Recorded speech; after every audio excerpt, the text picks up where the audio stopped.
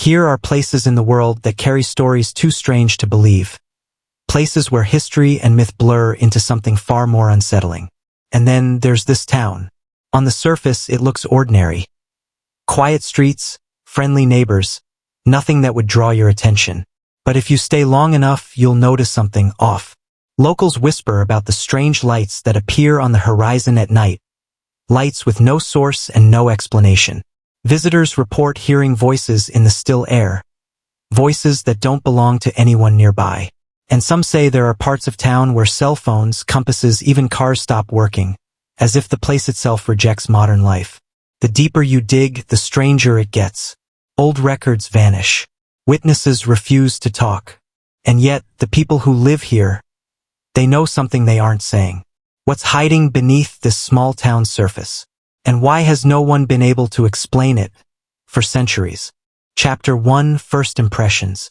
At first glance, the town looks like any other dot on the map. Small, unassuming, the kind of place you might pass through on a road trip without giving it a second thought. There's a diner on the corner serving coffee that tastes the same as it did 50 years ago. Kids ride bikes down cracked sidewalks, waving to neighbors who all seem to know each other by name. The church bells ring every Sunday morning, the same way they always have. But that's the trick, isn't it? The town wants you to believe nothing's wrong. Its normalcy feels rehearsed, like a stage set built to keep outsiders calm. Spend a little more time here, though, and cracks begin to show. A house with curtains that never open. Street lamps that flicker in perfect, eerie rhythm. Locals who stiffen when you ask the wrong question. Visitors often describe the same sensation. A heaviness in the air, like being watched even when no one is around. And yet, no one can quite put their finger on why. That's the first layer of the mystery. The ordinary mask the town wears, hiding something extraordinary just beneath the surface. Because in this place, the closer you look, the less sense it makes. Chapter 2: The Location. Every mystery has a setting, and this one begins with geography. The town isn't on the main highway. In fact, you have to take a winding 2-lane road through miles of farmland and dense forest just to reach it. It's the kind of place your GPS struggles to find, sometimes rerouting you in circles as if it doesn't really want you to arrive. Surrounded by rolling hills and thick woods, the town feels cut off, like it exists in its own bubble. Some travelers describe the landscape as too quiet. Birds vanish as you approach. The usual hum of insects fades. Even the wind seems to die down when you drive the last few miles in. It's silence, but not the peaceful kind. It's the type of silence that makes your skin prickle. And then there's the fog. Locals will tell you it rolls in without warning, covering entire streets in a heavy, disorienting mist. Drivers have reported losing their bearings, convinced they were driving straight, only to end up back where they started. This isolation isn't just inconvenient. It's part of the mystery. The town's geography keeps it hidden, difficult to study, and easy to forget. Some say that's by design, because here, the land itself seems to play along with the secret. Chapter 3: Strange Lights. If there's one story you'll hear over and over from people passing through, it's about the lights. Always at night, always on the horizon, and always without a source. They don't behave like car headlights or aircraft. These lights drift in silence, floating just above the treeline or hovering over empty fields. Sometimes they pulse, dimming and brightening in an almost rhythmic pattern, as if they're trying to communicate. Other times, they blink out completely, only to reappear miles away in the blink of an eye. Hunters and farmers, people who know the land better than anyone, swear these aren't lanterns, drones, or tricks of the atmosphere. "I've lived here my whole life," one farmer once said, "and I know what headlights look like. These aren't them." Skeptics argue the lights could be swamp gas, reflections, or even electrical disturbances. But that doesn't explain why they've been recorded for decades, long before modern power lines or cell towers ever touched this area. And then there are the stories of people following the lights. They walk into the fields, drawn toward the glow, and some of them don't come back right away. Hours later, they return, dazed, unable to remember where they've been. The lights don't just illuminate the sky, they deepen the mystery. Chapter 4: Whispers in the Air. Imagine walking down a quiet street at dusk. The air is still, no cars, no neighbors outside. Then, without warning, you hear it, voices. Not loud, not clear, just faint whispers drifting through the air. When you turn to look, there's no one there. This is one of the most unsettling experiences tied to the town. Locals call them the whispers, though most refuse to discuss them openly. Travelers report hearing conversations just out of earshot, like 2 or 3 people talking behind a wall. Others say the voices call their names, soft at first, then insistent. What makes it stranger is that the sound seems to move. You'll hear it behind you, then beside you, then in front of you, always just beyond reach. Recording devices rarely capture it, but people who hear it describe the same thing. A chill down their spine and an overwhelming sense they're not supposed to be listening. Some blame echoes, wind currents, or even wildlife. But those explanations don't fit with accounts of whispers happening indoors, in sealed-off places where no draft could carry sound. It's as if the town itself speaks, not to everyone, but only to those willing or unlucky enough to hear. Chapter 5: Technology Fails. For most of us, technology is a safety net. GPS keeps us from getting lost, cell phones keep us connected, and cars are supposed to get us where we need to go. But in this town, none of that can be trusted. Visitors often report their phones suddenly shutting off at full battery or their screens filling with static before freezing completely. GPS apps reroute endlessly, spinning drivers in circles. Radios pick up bursts of static, followed by faint voices or music that doesn't match any local station. Some even swear their watches stop ticking, only to restart the moment they leave town limits. It isn't just small devices either. Cars stall for no reason, their engines refusing to turn over until the driver gives up in frustration. Even compasses, a tool you'd think couldn't lie, spin in slow circles pointing nowhere at all. Scientists who've heard these stories suggest magnetic interference, maybe from underground minerals or natural electrical fields. But skeptics push back. If that were true, why doesn't the same thing happen in nearby towns? Why only here? The failure of technology adds a chilling layer to the mystery. Because when your tools stop working, you're left vulnerable. And in this town, that vulnerability feels deliberate. Chapter 6: The Old Records. Every mystery leaves behind a paper trail, census logs, property deeds, church records, newspaper archives. But here's where things get suspicious. This town's trail is full of holes. Researchers who've tried to piece together its history quickly hit a wall. Town records before a certain year? Missing. Newspaper archives? Spotty at best, with entire decades absent. Even genealogies, usually well-preserved in small communities, seem to skip generations. It's as though someone deliberately erased the past. Local government offices claim fires destroyed old documents. Convenient, maybe, but odd when you realize these accidental fires supposedly happen more than once. And the surviving fragments? Many are too damaged to read or riddled with unexplained gaps. One particularly curious case involves the church registry. Baptisms and marriages are carefully logged until, suddenly, the entries stop. No explanation, no restart, just blank pages where names should be. This isn't normal. Most small towns guard their history fiercely. Here, it feels like history was scrubbed clean. Which raises the unsettling question. What was removed? And why? The missing records don't erase the mystery. They deepen it. Because whatever truth this town hides, it seems someone wanted to make sure it never saw the light of day. Chapter 7: A Town That Doesn't Talk. When you first visit, you notice something strange. The streets are quiet. Not empty, but quiet in a way that feels almost rehearsed. Locals nod politely, maybe offer directions, but when the subject turns to history, their answers shift. Evasive. Sometimes they just change the subject. It's not that people are unfriendly. They'll tell you about the best diner in town, or where to catch the Friday night game. But ask about the abandoned house on the edge of Main Street, the odd symbols carved into a fence post, or the year the power station supposedly burned down. Suddenly, you get silence or a quick, uneasy laugh. Visitors describe it like talking to a wall that smiles back.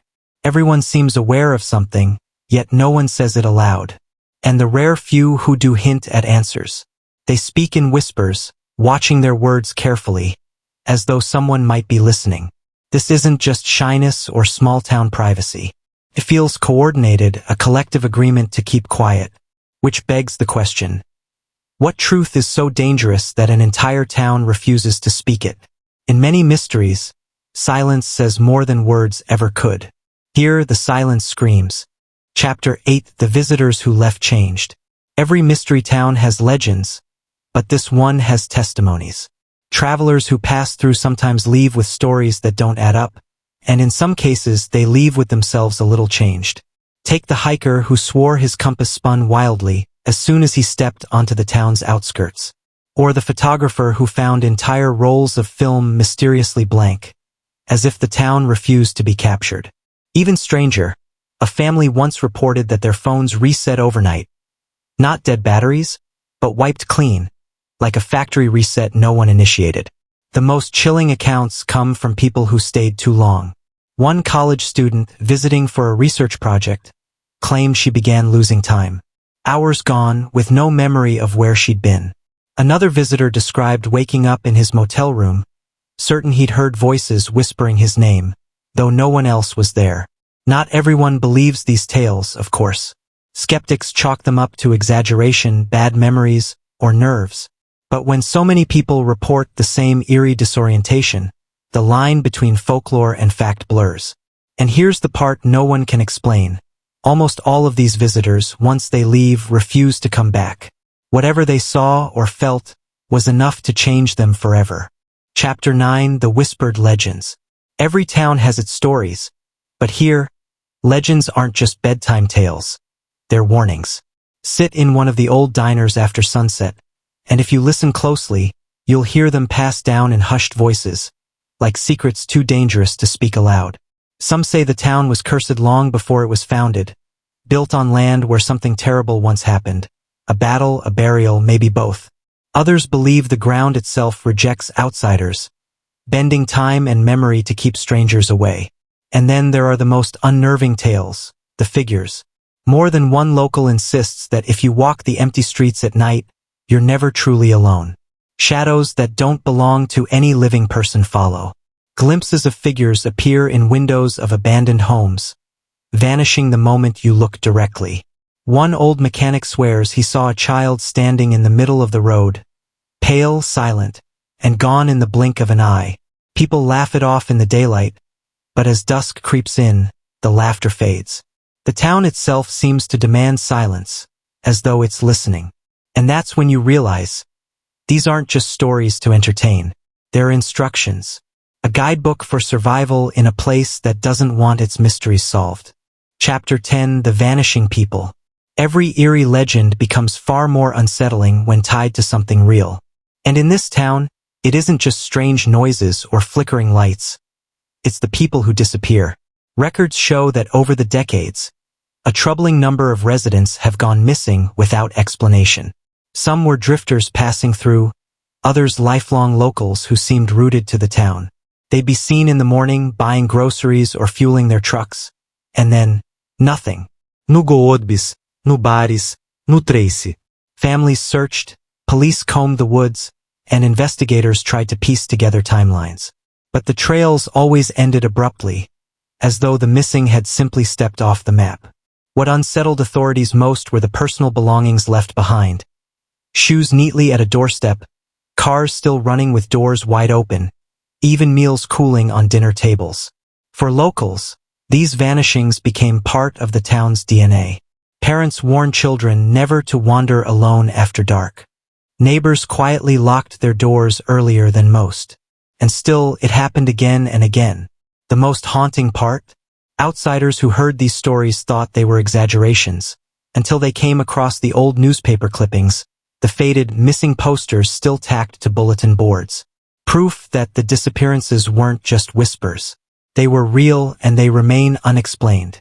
Chapter 11: The Skeptic's Explanations. For every chilling tale this town holds, there's always someone ready to dismiss it. Skeptics argue that nothing here is supernatural at all, just a mix of coincidence, human error, and a healthy dose of fear. When it comes to the vanishings, some point to natural dangers. Dense woods, hidden caves, and swift rivers could easily swallow someone whole. They argue people underestimate the wilderness, and that panic can turn accidents into legends. As for the strange shadows and whispers, skeptics blame sleep deprivation, suggestible minds, or even low-frequency sounds, known as infrasound, that can trigger paranoia and hallucinations. The stories of broken watches, dead batteries, and scrambled electronics? Scientists chalk that up to magnetic fields. The Earth naturally emits them, and in rare spots they can disrupt devices. Could this town simply be sitting on one of those anomalies? Even the curse narrative has an explanation. Historians note that tragedies, fires, floods, economic collapse, can shape collective memory, passed down until they morph into ghost stories. Fear, they argue, is a powerful storyteller. And yet, despite all these tidy explanations, skeptics face one uncomfortable truth: the sheer volume of stories. Coincidence can explain one or two events, but dozens, across decades, that's harder to ignore. Chapter 12, The Paranormal Theories. If skeptics see nothing unusual, believers see the opposite. A town steeped in forces far beyond our understanding. Paranormal researchers who've studied the area argue that the patterns are too consistent, too persistent, to be dismissed as chance. Some insist the town is a thin place, where the boundary between our world and something else wears dangerously thin. That would explain the strange time lapses, the vanishing people, even the whispers that seem to come from nowhere. If the veil is weaker here, then who or what might be slipping through? Others focus on the reported apparitions. Figures in windows, shadows that move against the light. Ghost hunters argue these aren't hallucinations at all but spirits trapped in an endless loop, forever bound to the land.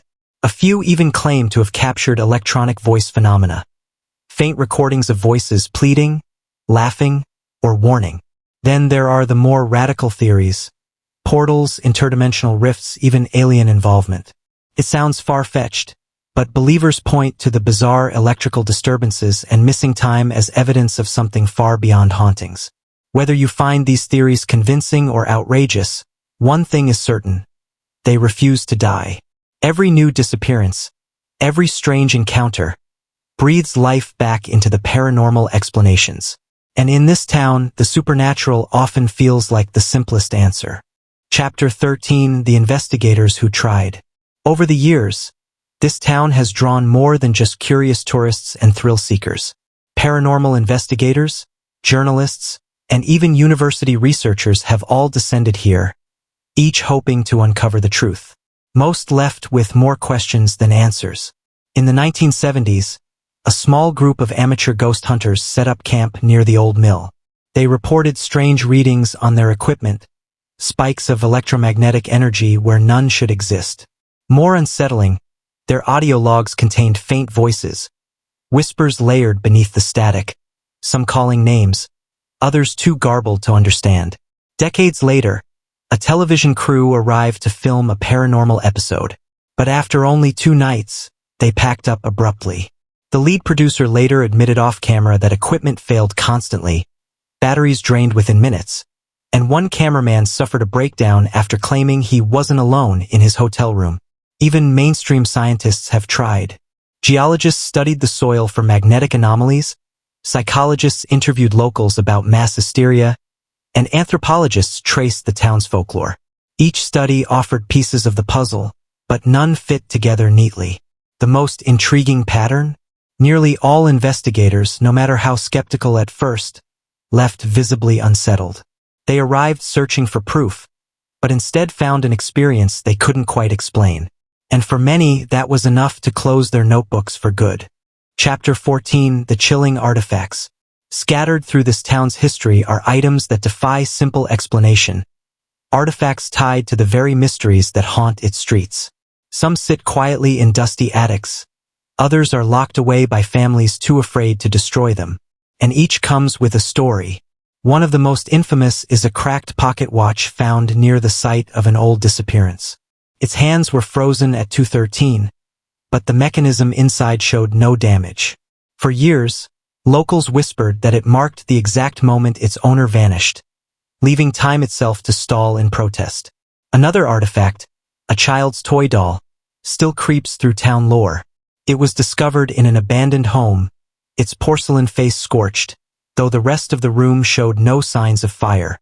Visitors claim the doll sometimes shifts position overnight, even when locked away. Then there's the ledger.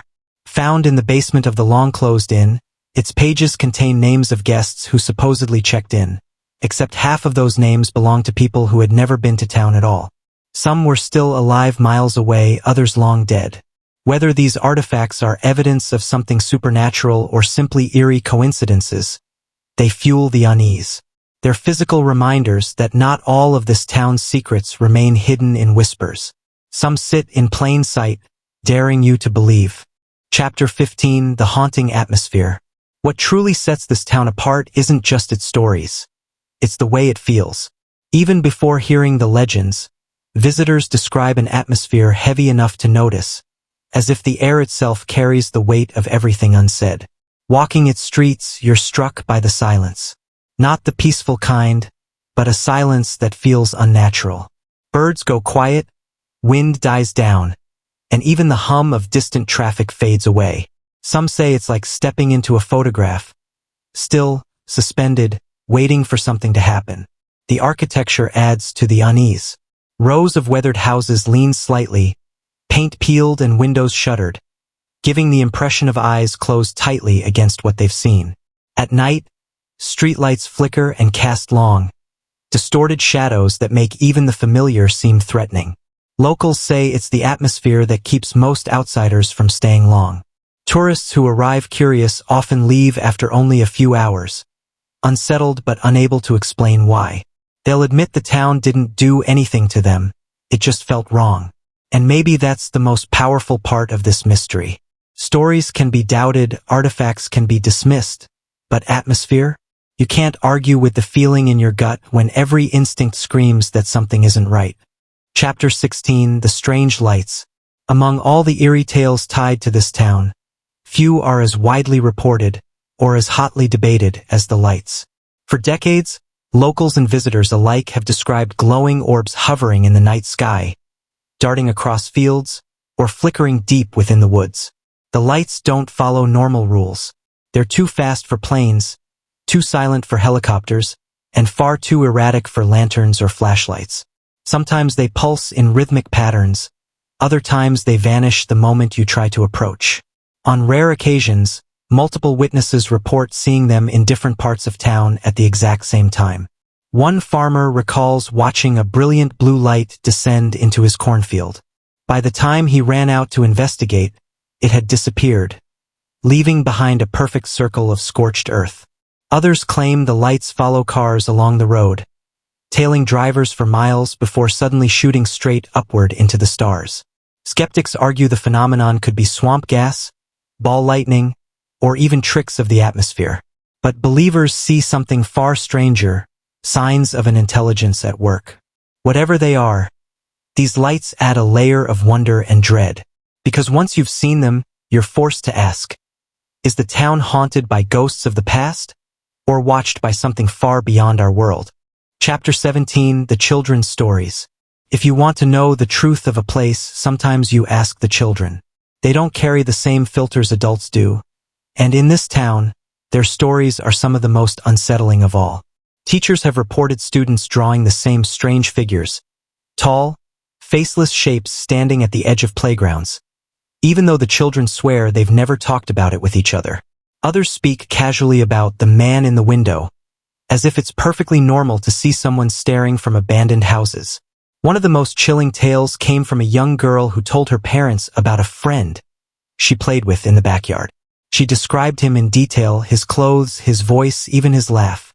But when her parents pressed for more, she revealed something impossible. Her friend had told her he used to live in their house. Records later showed the description matched a boy who had disappeared from that very home decades before. Skeptics say children have wild imaginations, and fear can spread quickly among young minds. But others believe kids are more sensitive to whatever lingers in this town, seeing what adults can't or won't. And perhaps that's the most terrifying thought. Maybe the children aren't making things up. Maybe they're telling us exactly what's there. Chapter 18, The Vanished Records. Every town leaves a paper trail. Deeds, census counts, newspapers, letters. But here the records are incomplete. It's as if parts of the town's history were deliberately erased, leaving blank spaces where answers should be. Researchers digging into archives often stumble on gaps. Entire years of local newspapers are missing with no explanation. Property records end abruptly, as though homes were built by people who never officially existed. Even church registries, usually meticulous, contain sudden, unexplained omissions of names and dates. One historian recalls requesting county documents from the 1920s, only to find pages ripped neatly from the books. When she asked why, the clerk simply shrugged. Those records don't exist anymore.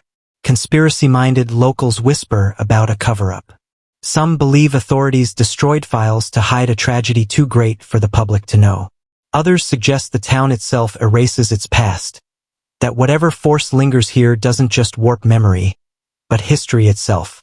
Whatever the cause, the effect is chilling. Without records, disappearances are harder to trace, legends harder to confirm, and timelines nearly impossible to piece together. And maybe that's the point. A mystery without evidence remains a mystery forever. In this town, the truth might not just be buried. It might have been erased on purpose. Chapter 19, The Warnings Ignored. Before every disappearance, every unsettling encounter, there always seemed to be a warning. Sometimes it came as a quiet suggestion from locals, other times as a blunt refusal to speak about certain places after dark. But too often, outsiders laughed it off, and that's when the real trouble began. Travelers recall locals telling them, "Don't go past the bridge at night," or "Stay away from the woods after sundown." Shopkeepers would give directions with a cryptic shake of the head, urging visitors not to wander. Some families even nailed charms or strange symbols above their doors, silent signals that something needed keeping out. But tourists, eager for thrills or proof, ignored the warnings. They walked the woods, lingered in abandoned buildings, and stayed out past midnight. Those were often the same people who later reported missing time, eerie sightings, or worse, never being seen again. What makes the warnings so haunting is that they were never screamed, never dramatized. They were spoken calmly, with a matter-of-fact certainty that chilled more than any ghost story. The locals weren't trying to scare anyone. They were trying to help. And maybe that's what makes this town so unsettling. The sense that danger is real, but survival is simple if you only listen. Chapter 20, The Patterns That Repeat. At first glance, the town's stories seem scattered. Odd lights here, strange disappearances there, a handful of artifacts, whispers, and legends. But look closer, and a chilling truth emerges. These events follow patterns, repeating across decades like clockwork. Disappearances often spike every 20 to 25 years, with clusters of people vanishing in short windows of time. Locals have learned to dread these cycles, whispering that the town takes its toll whenever the calendar aligns. Strangely, the vanishings often occur in the same places, near the bridge, along the old mill, deep in the woods. Even the strange lights follow a rhythm. Records show they're most often seen in the fall, particularly around harvest season. Paranormal researchers argue the timing can't be coincidence, that some force awakens cyclically, tied either to the land or something far beyond it. And then there are the artifacts, resurfacing at eerily consistent intervals. The pocket watch was found just as another disappearance wave began. The doll appeared days before multiple families reported sightings. Patterns can reveal answers, but here they only raise more questions. If something is driving these events, it's been doing so methodically for generations. Which leaves us wondering, is the town following its own rules, or someone else's design? Chapter 21, The Outsiders Who Returned. Most people who leave this town never return, but a rare few do, and their stories are some of the most unsettling of all. One journalist, who first visited in the 1980s to write about the disappearances, came back decades later. He admitted that on his first trip, he'd brushed off the town's legends as superstition. But after years of nightmares, always of the same bridge, the same shadowy figure, he felt compelled to return. Locals said he looked pale, thinner, like the place had been haunting him all along. Within weeks of his return, he vanished without a trace.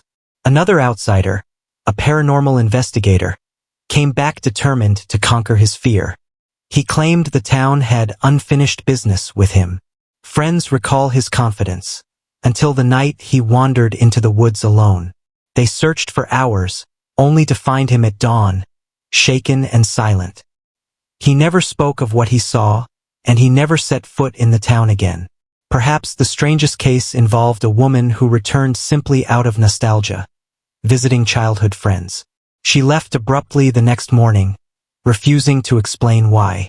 Her only words? "It hasn't changed. Still watching." For outsiders, leaving once may be possible. But for those who return, the town seems to make sure they never leave the same way again. Chapter 22: The Hidden Places. Every town has its landmarks, but here, it's the places that don't appear on maps that matter most. Ask locals about them, and you'll get a quick change of subject, a stiff smile or silence. These are the places you're not meant to find. One such place is the Hollow, a sunken patch of forest where no birds sing, no insects hum. Hikers who stumble upon it often describe the same sensation: the sudden drop of temperature, the overwhelming urge to turn back. Some insist the Hollow is where many of the missing were last seen. Then there's the burned-out church, its charred skeletons standing on the edge of town. Locals refuse to explain what caused the fire, but strange symbols remain etched into the surviving stones. At night, travelers claim to see faint candlelight flickering inside, though the building has been abandoned for decades. Another hidden site is the tunnels beneath the mill. They were built for storage, but explorers who dared enter report getting lost in looping corridors that shouldn't exist.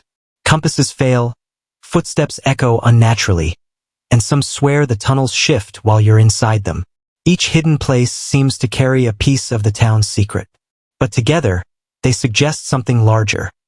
A map of darkness, threaded beneath the surface, waiting for anyone foolish enough to follow it. Chapter 23: The Unanswered Questions. For all the stories, for all the investigations, one thing about this town refuses to change: the absence of clear answers. Every explanation seems to open a new door, leaving us with more questions than we started with. Why do the disappearances follow such strange cycles? If it's natural accidents, why do they always occur in the same places, at the same times? Why do records vanish from archives without explanation? If it's simply neglect, why are the missing files always the ones tied to the town's darkest moments? And what about the artifacts? The pocket watch frozen in time, the scorched doll, the impossible ledger.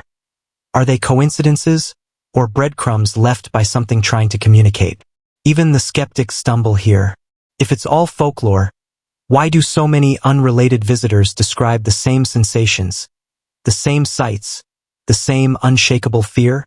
And maybe the biggest question of all, why does the town seem to resist being understood? Most mysteries unravel under scrutiny, but this one grows deeper. Every answer becomes another riddle. It leaves us wondering, is the town hiding its truth? Or is the truth so disturbing that no one who's seen it has ever lived to tell? Chapter 24: The Theories of Today.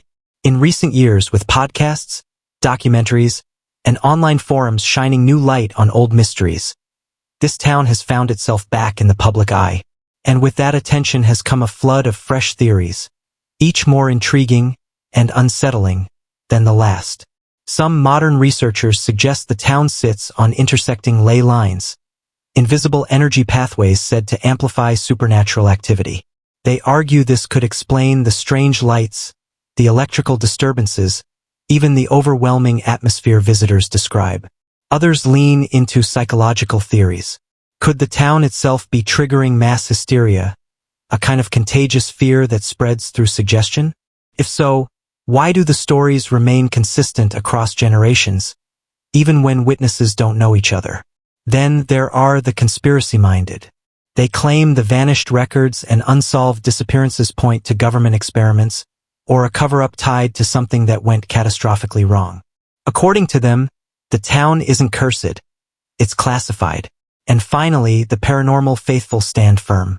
They see no reason to water down the stories. The town is haunted, or cursed, or sitting on the threshold of another world. Each theory tries to make sense of the unexplainable, but none provide closure. Instead, they keep the mystery alive, reminding us that in this town, certainty may be the one thing you'll never find. Chapter 25, The Final Mystery. As the sun dips behind the ridgeline, the town looks ordinary enough. Just another quiet place with weathered buildings, cracked roads, and shadows stretching across the ground. But anyone who's been here knows better. Ordinary is the mask. What lies beneath is something else entirely. Generations have tried to decode it. Townsfolk who whispered in fear, outsiders who arrived chasing answers, investigators who left more confused than when they came. And yet, the town endures. A puzzle without a solution.